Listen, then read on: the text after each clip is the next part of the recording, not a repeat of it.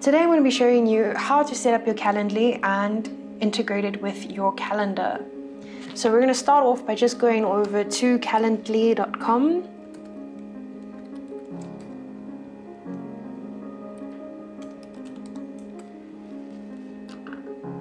Just to give a little explanation, Calendly is a scheduling tool that helps you streamline bookings for meetings and consultations.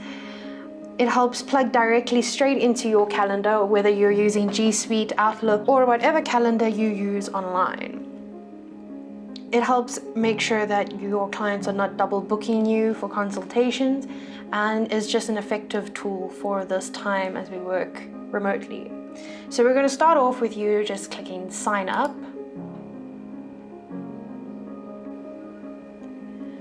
All right, then you will just put in your email address. I'll use that one.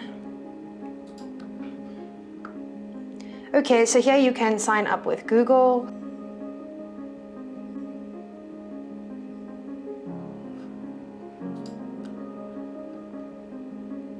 All right, you want to allow them access to your Google account. That way that they can integrate it with your Google Calendar if you're using the G Suite.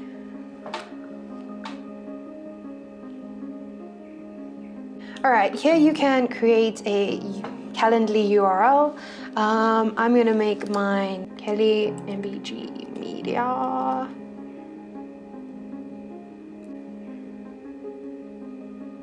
right, so I made mine Kelly MBG Media, and then you can just click continue.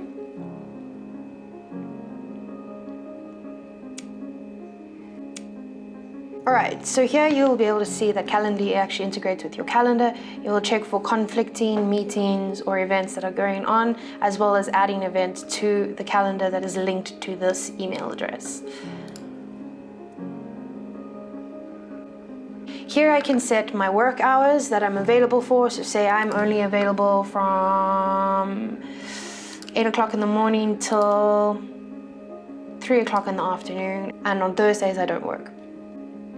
So then once you have your work day set up and your work hours set up, you can just click continue. Here you can just select what role you play in the company. It personalizes your experience a little bit more just so that Calendly knows. So I am going to say other and finish.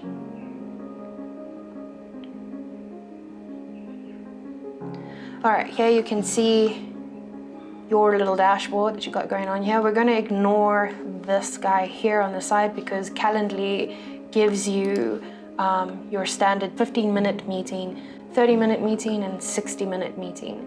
So I'm just going to show you some of the important customizations for each of these meetings. So we're just going to use the 30-minute meeting. So you'll click the gear icon here, edit. All right, so we'll start with what event is this? Consultation. So this will be your standard consultation event that you will send to clients. So you'll click location and then go to Zoom. Okay, as you can see, my Zoom is not connected here. So we'll just integrate my Zoom with Calendly. So you'll just click Zoom integration page. All right, connect Zoom. And then your email address and password for Zoom. Okay, you're going to select pre-approve and then authorize. And there you'll see that your integration would have happened. So you can just close this tab and go back to Calendly. You're going to have to refresh the page. All right, you select what event is this? Consultation. All right, now I can select Zoom and it is now integrated. So in here, you can just write something that your client needs to know before the meeting. Maybe just click.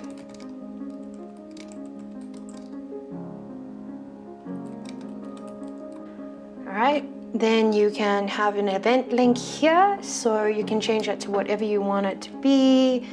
You can pick an event color if you really want to, but then you'll just click save and close.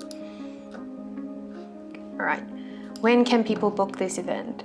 So here you can see your calendar, the time frame within which people can book meetings with you.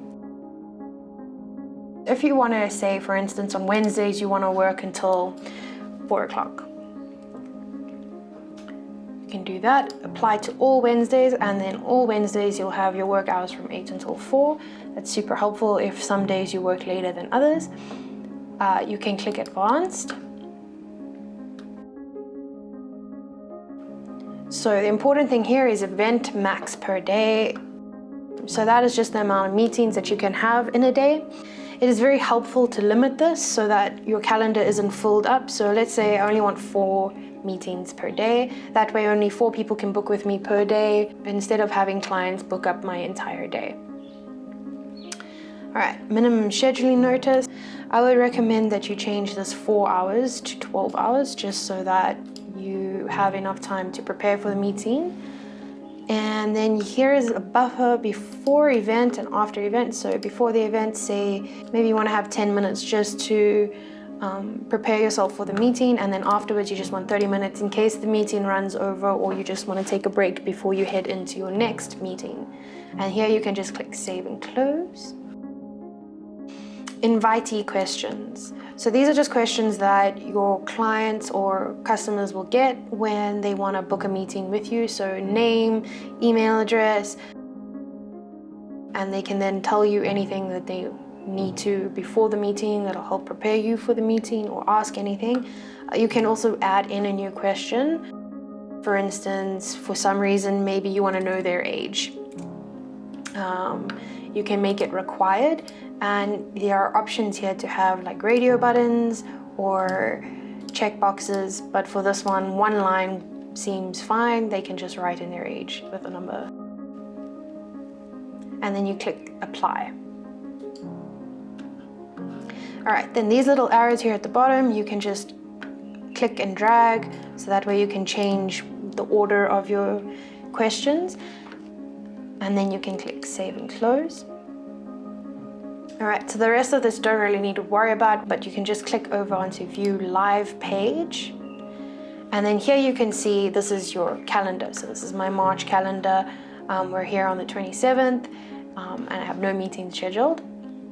So here's the important part. The URL that you're going to be sending to your clients is right here. So you're just going to take the first bit of your URL up until the question mark, and you're going to copy that. You can then go over and click here. So now I have that copied. Whenever I need to send to a client to book a meeting with me, they'll just use that link and they'll come through, and then they'll get my calendar to book a day and time. Okay, so if you don't use the Google Calendar and you use Outlook or the Apple Calendar, you can just close this tab, go back to your original page, click Account, Calendar Connections, Add Calendar Account, and then here you have the options for the other online calendars that are used. You will just then click Connect, and that'll connect these calendars and take you through the process of connecting your Office calendar or iCloud calendar or Outlook. Thank you for watching.